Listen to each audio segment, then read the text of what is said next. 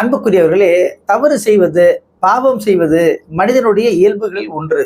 ஆனா, இறைவன் யார நேசிக்கிறான் அப்படின்னு கேட்டீங்கன்னா, பாவம் செய்துவிட்டு, தவறு செய்துவிட்டு, அதற்காக மனம் வருந்தி, மன்னிப்பு கேட்டு, இறைவன் பக்கம் யார் திரும்பி வருகின்றார்களோ, அப்படிப்பட்டவர்களை இறைவன் அரவணைத்துக் கொள்கின்றான். அவர்களை மன்னிக்கின்றான். அவர்கள் மீது அருள் மாறி பொழிகின்றான். ஆனா, யார் பாவம் செய்வதையே மறுக்கின்றார்களோ, அதை ஒத்துக்கொள்வதில்லையோ, அவர்களை இறைவன் கண்டிக்கின்றான், தண்டிக்கின்றான். உதாரணமா பாருங்களேன், அந்த பாவம் செய்கின்றவர்கள 2 வகை. ஒரு சாரார் ஐயோ நாங்க தப்பு செஞ்சுட்டாங்க, நான் தான் காரணம், நான் அப்படி செஞ்சிருக்க கூடாது, நான் உணர்ச்சி வசப்பட்டு இது நடந்து விட்டது அப்படின்னு ஒத்துக்கிட்டு என்ன செய்வாங்க, அதுக்கு வேண்டிய பரிகாரம் செய்வாங்க. ஆனா பெரும்பாலான பாவம் செய்யக்கூடியவங்க எப்படி இருக்கிறாங்கன்னா, இதெல்லாம் என்னுடைய நேச்சரு, நானா ஒண்ணு இல்லை, நான் அப்படிதானே படைக்கப்பட்டிருக்கிறேன் அப்படின்னு சொல்லுவாங்க. எதுக்காக வேண்டி?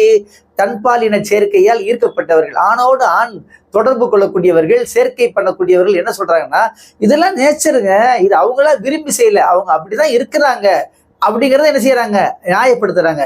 இன்னும் சில பாவம் செய்யக்கூடியவர்கள் என்ன சொல்றாங்கன்னா, இதுக்கு நான் காரணம் அல்ல என்று சொல்லி வேறு யார் மீதாவது பழி போடுவாங்க. இது 2வது வகை. 3வது வகை என்னன்னு கேட்டீங்கன்னா, நாங்க என்ன பெருசாக செஞ்சிட்டோம், இது மது குடிக்கிறது, விபச்சாரம் செய்வது, சூதாட்டம் ஆடுவது, இவெல்லாம் உலகத்துல பரவலா இருக்கக்கூடிய ஒன்று தானங்க.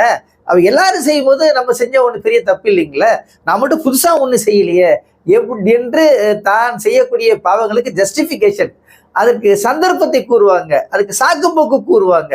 ஆக இப்படிப்பட்டவர்களை இறைவன் நேசிப்பதில்லை. ஆக பாவத்தை ஒத்துக்கொண்டு வருந்தி இறைவனிடத்திலே மன்னிப்பு கேட்டோம் என்று சொன்னால் கண்டிப்பாக இறைவன் நம்மை மன்னிப்பதற்கு தயாராக இருக்கின்றான். அப்படிப்பட்ட நல் அடியார்களை இறைவன் நேசிக்கின்றான். இறைவன் நம் அனைவருக்கும் கிருபை புரிவானாக. இந்த வீடியோவை மறக்காம லைக் பண்ணுங்க, கமெண்ட் பண்ணுங்க, ஷேர் பண்ணுங்க. இது போன்ற வீடியோக்களை பார்க்க இஸ்லாம் டுடே தமிழ் சேனலை சப்ஸ்கிரைப் பண்ணுங்க. மறக்காம பெல் பட்டனை பிரஸ் பண்ணுங்க.